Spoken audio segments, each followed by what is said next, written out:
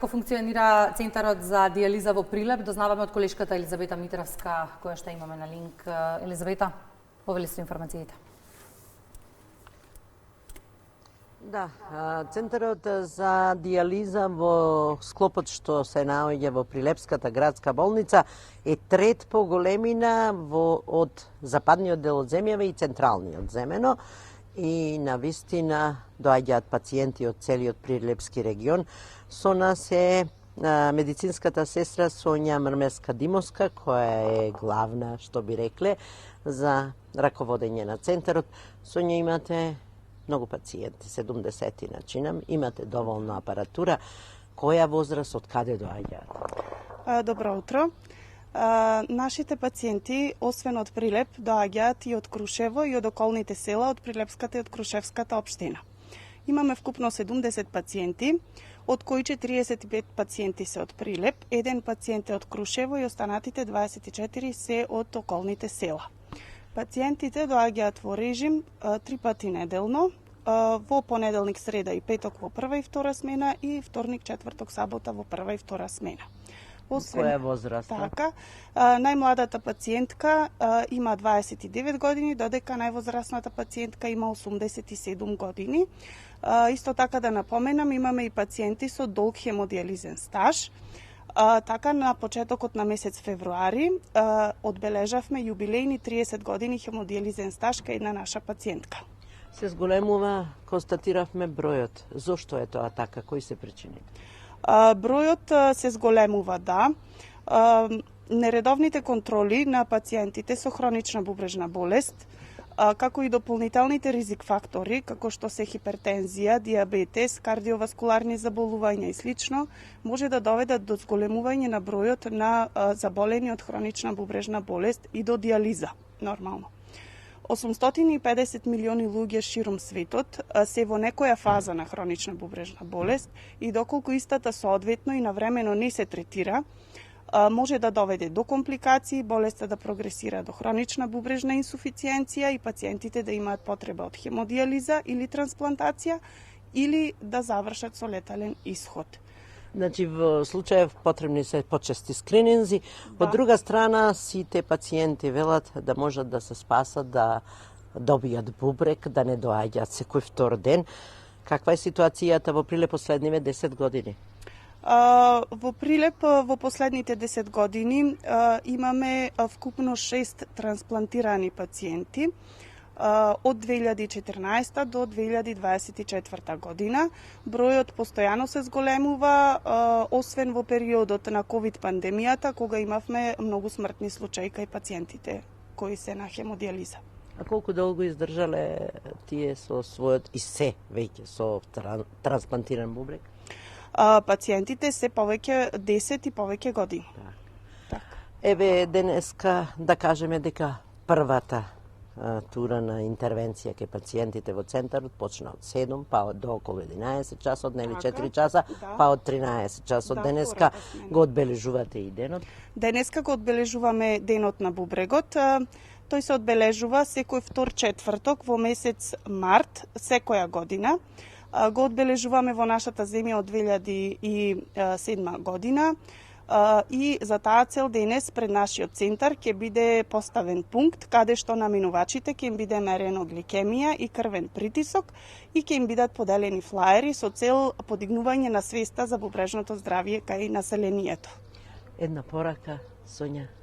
Една порака, би препорачала, значи најпрво сакам да ви се заблагодарам и да ги поздравам сите пациенти кои се на хемодијализен третман, персоналот кој што се грижи за нив, а на останатите гледачи би им препорачала да се грижат за своето здравје, да водат редовни контроли на крвниот притисок, да прават редовни лабораториски испитувања и да ги почитуваат советите на лекарите. Благодарам. Тоа беше Сонја Мрмеска-Димовска, која ни објасни како функционира Центарот за дијализа во Прилеп, еден од најголемите во поголемиот дел од државава, и секако препораките се најбитни. Редовни скрининзи, редовна проверка на здравјето. Студија. Токму затоа и ја отвараме денешната тема во Македонија наутро. Благодариме за информацијата, Елизавета. Редовна здравствена контрола пред 6 години открива бубрежна болест која комплетно му го менува животот на нашиот следен соговорник. И оттаму почнува се прегледи, анализи, бројни дијализи и неизвестност, се до повикот за итна трансплантација која враќа надежда за нормален живот и нормално секојдневие. Од диагноза до нов орган, како изгледа животот со трансплантиран бубрек, колку е важна комуникацијата со здравствените работници и какво е во моментов секојдневието на нашиот гост. Им велиме добро утро за Кирил Јанџевски. Добро утро, Кирил, и добре ни дојдовте. Добро утро. Спомена Ване, пред 6 години, на ваши 33 години, една редовна рутинска контрола открива бубрежна болест која што апсолутно ви го менува текот на животот. Укажува ли никакви симптоми на проблеми со здравјето? Не, во тие моменти јас немав никакви проблеми здравствени. Си одев и на редовни контроли пред тие години. Така. Се беше во ред. Се додека во еден момент не се на обична лабораторија се направи контрола и креатининот и уреата беа покачени. И тоа беа првите знаци каде што бев препратен на клиника на нефрологија за да ги направам понатамошните испитувања во врска со бубрезите, каде што се појави болеста која што никој не се надеваше дека се појави. Ми се појави IgA нефропатија од кога се направи биопсија. Бев значи препратен на клиника за нефрологија, биопсија на бубрези се направи и така се откри дека боледувам од автоимуна болест. И од тука почнува здравствената голгота. Добивате всушност со што треба да се борите и како почнува животот од тогаш да тече? Па животот почнува да тече со една доза на неизвестност. На почетокот по откривањето на оваа болест ми беше, да речеме, најавено дека може 7-8 години да добијам како нормален живот до дијализата. Меѓутоа, секој организам е различен и во мојот случај организмот бубрезите ми издржа уште година и пол. После година и пол, значи јас отпочнав веднаш со дијализа, бидејќи бубрезите не функционираат, не ја филтрираат крвта и тоа е неопходно да се остане да се остане во живот. Тоа значи секој втор ден практично одење на дијализа, се менува животот комплетно, но со почетокот на дијализата почнува и потрагата по нов орган. Почнувате да правите испитувања со членовите на најблиски на вашето семејство, вашата мајка е компатибилна, добивате зрак на надеж дека може да се случи трансплантацијата, се до моментот кога таа почнува да прави детални испитувања и открива дека трансплантација не е можна. Да, почнавме со испитувања, секогаш прво се гледа можноста за донор во семејството. Така. Почнавме со тие испитувања и продолживме со мојата мајка да пробаме да ми биде донор. Меѓутоа, по направени едно, да речеме, 20 испитувања каде што се беше во ред, лекарскиот тим одлучи да се направи биопсија на бубрегот на мајка ми кој што јас треба да го добијам. Каде што беше откриена болест на тој бубрег. И испадна целата работа дека јас немам донор. Поради таа причина почна дијализата и секој втор ден на дијализа така ми почна животот. Понеделник, среда и петок по 4,5 часа на апарат. Тоа значи целта на дијализата е тие 4,5 часа да се филтрира крвта како што бубрезите филтрираат за 48 часа. Затоа тој момент е многу тежок за пациентите, бидејќи во тие моменти апаратот ја преработува крвта и ги вади сите токсини од крвта и ја враќа во организмот.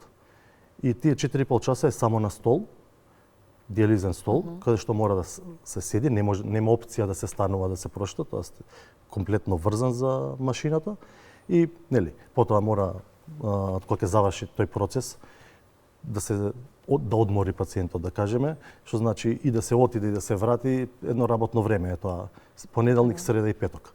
Да не зборуваме за психичката истоштеност, здравствена како организам, тек бидејќи секој организам различно поднесува дијализата. И така се продолжува до моментот додека не се најде стороден донор. Да. Колку време чекавте до тој момент? До тој момент јас чекав 1 година. бев на диализа, нели, никој не очекуваше дека нешто ќе се случи таков повик.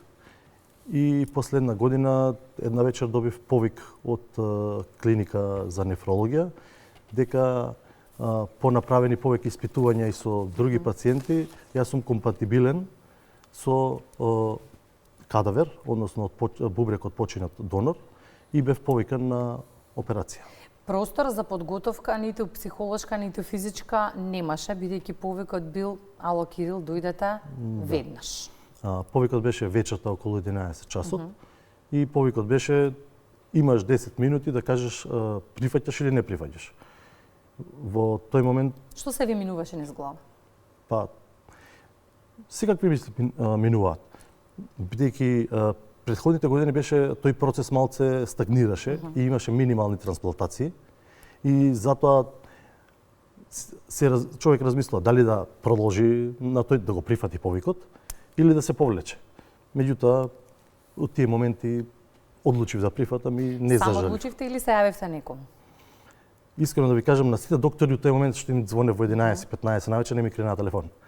И среќа што не ми крена на телефон и така го прифатив повикот и заминав на клиника. Иако верувам дека знам однапред кој ќе бил нивниот одговор, но многу е тешко и најтешко веројатно кога сам треба да донесете одговор без никој да сугерира. Да, среќа што никој не го крена телефонот бидејќи ќе ми кажеа можности вака, ова може да се случи, ова да не се случи и така го прифатив повикот, се појавив на клиника и еве се. Добро што ви имаме тука, да. 11:23 часот повик. 10 на минути време за размислување. Заминавте на клиника. И од тогаш што се случува таму? На клиника прво... Како се чувствувавте вие? Па прво збунето. Така. На клиника со донесена одлука заминуваме на клиника. Заминуваме на клиника, прво се прави интервентна диализа. Таа трае 4 часа за си чисти крвта пред операцијата. И потоа ме повика, ми кажа време, отидовме на операционен стол. Операцијата траеше околу 5 до 6 часа, така ме известија. Веднаш ми кажа дека организмот го прифатил бубрегот, бидејќи тоа нели, како што кажа претходните гости, веќе на операцијата, во текот на операцијата тоа се знае, дали организмот го прифаќа бубрегот или не го прифаќа. Период кој што бев потоа во болница беше околу 17-18 дена под надзор на лекарскиот тим и потоа бев пуштен на домашно лекување околу 2 до 3 месеци. Тие 3 години психолошки исцрпани, физички исцрпани, емоционално секако, но по трансплантацијата докторите велат дека ако го прифати органот, дека има можност пациентот за квалитетен живот. Токму тоа ме интересира. 6 години по трансплантацијата, како во моментов изгледа вашето секојдневие? Секојдневието е најнормално. Се води квалитетен живот, споредбено со животот додека бев на диализа, бидејќи диализата е, како да кажеме, затвор без решетки. Комплетно врзан за столот, нема можност за движење, нема можност за шетање, одмори, тоа е поголема компликација, бидејќи треба да се ангажира некој диализен центар каде што се оди на одмор. Човек треба натамо што ќе биде, например, со мене, што ќе ме однесе до тој диализен центар, што ќе ме врати, сакам да кажам, голема компликација пациент да оди на надвор од Македонија на одмор, што е врзан за диализниот апарат. Меѓутоа, од таа гледна точка каде се наоѓав и сега, мислам, нема споредба. Односот и комуникацијата со медицинскиот персонал, колку е ваша и во период на лекувањето, но и по трансплантацијата? Каков беше односот? Да. Само можам пофални зборови да дадам за комплетно целиот тим. Клиника за урологија, клиника за нефрологија и сите други клиники кои беа вклучени во мојата операција. И по операцијата целиот однос беше одличен. Немав никакви забелешки. Се помина одлично. Терапијата се продолжува да се пие секојдневно и продолжуваме натаму. Бројот на трансплантации расте и тоа е добар податок, но се уште имаме листа на чекање. Се уште имаме голем број на граѓани кои што секој втор ден треба да одат на диализа и го минуваат тоа што вие го минувавте низ годините. Па така и да завршиме. Која е пораката до сите оние кои што во моментов го чекаат повикот кој вие го добивте? Пораката е да не се обесхрабруваат, да ги направат типизациите со цел да влезат на листата на чекање за кадавер, бидејќи колку повеќе од другата страна се случуваат трансплантации од кадавер, пациентите кои се на диализа добиваат и желба да ги направат сите испитувања за да бидат на таа листа. Затоа апелирам да се зголеми бројот на трансплантации на годишно ниво, бидејќи пред 6 години јас кога направив трансплантација, бројот беше многу поголем за разлика од претходните 1-2 години. Збориме збирно на годишно ниво направени трансплантации. Значи сите пациенти нека ги направат сите испитувања за да влезат во листата на чекање и да се надеваат на повикот. Благодариме за гостувањето. Нема проблем. И храброста да говорите гласно во утринската програма. Благодарам. Да. Оваа тема ќе ја заокружиме и со последното линковско вклучување за овој час. Каква е состојбата со бубрежно болните во Струмица и во регионот, на што да внимаваат пациентите и како да превенираат? Ване Трајков го вклучуваме на оваа тема. Ване, добро утро.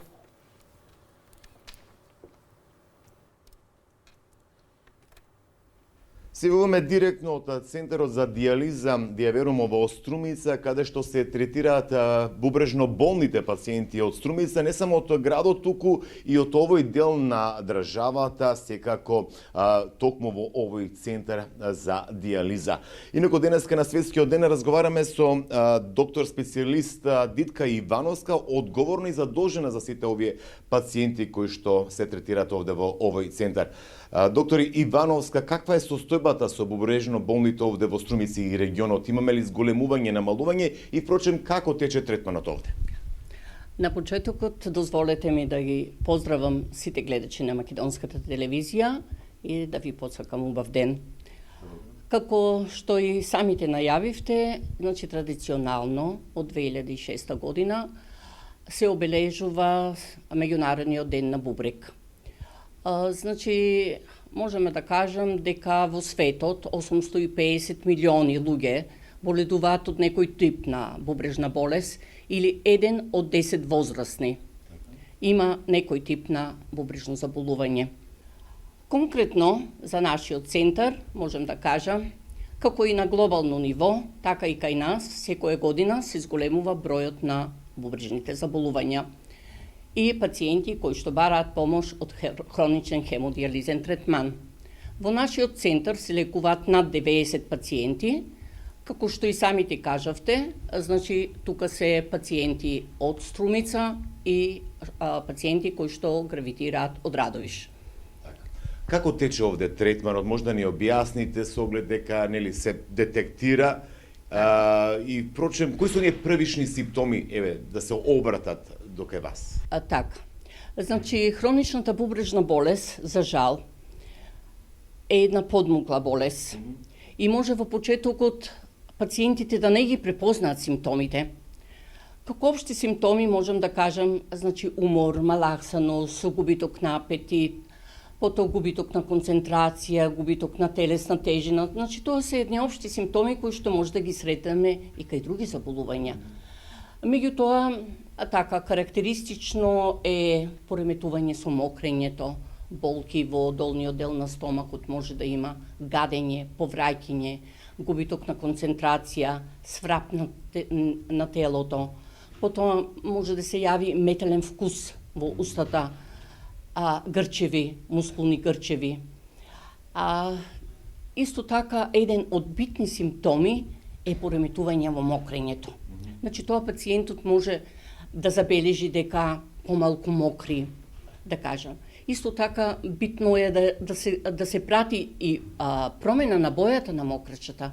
Да. Докторке, има ли некоја превенција? Да внимаваме за да не дојдеме до ваква несакана ситуација.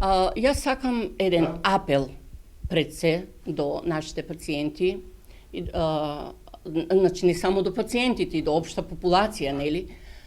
Пред се значи ако се препознаат симптомите на време да се јава на лекар. Значи посебно тука, во посебна група би ги ставила пациентите кои што имаат чекерна болест и покачен крвен притисок. Што сакам уште да напоменам, значи што е карактеристично за нашето подневје, Значи, каде што може би во други општини, значи секој си има и своји специфичности. Тука се наследните болести. Значи во Струмица имаме доста и наследни болести. Можам да кажам дека доста висок процент имаме адултна полицистична бубрежна болест и така да повеќе, да кажам, две сестри на диализа или мајка и син и така натаму, значи имаме фамилиарна поврзаност. Може ли секој да биде донор на бубрек и може ли пациент, односно личност со еден бубрек да живее? Нормално. Да. Значи, ако едниот бубрек ја врши функцијата, може да се живее. Значи, ние имаме, ретки случаи, меѓутоа гледаме ехо, гледаме едниот бубрек го нема. А пациентот, значи, најнормални му се деградационни продукти. Значи, другиот бубрек ја земал функцијата на останатиот. Значи, со еден бубрек, ако нормално функционира тој бубрек, се живее. Најнормално, можем да кажем. А можеме ли да донираме секоја личност? Значи така. Рековте табу тема, мислам дека не е табу тема. Значи, се повеќе, ние би биле најсрекни да имаме помалку пациенти кои што се на диализа, а повеќе пациенти да се трансплантирани. Бидејќи хроничната бубрежна болест, односно петиот стадиум на хронична бубрежна болест кој што ние ја лекуваме, се лекува само на два начини, со трансплантација и со диализа. Сега можам со задоволство да констатирам дека минатата година имавме успешни трансплантации, едната беше од кадавер, а другата беше од жив донор. Доктор Ивановски, јас ви благодарам на ова интервју по повод денеска светскиот ден на бубрекот. Да, благодарам и на вас и би посакала, значи, трендот на бубрежни болни да не расте како што расте до сега. Студио, тоа беше специјалист доктор Дитка Ивановска овде од Струмица, со кој што разговаравме за и околу симптомите, превенцијата, но и како да се препознае оној кој што има проблеми со бубрезите. Студио?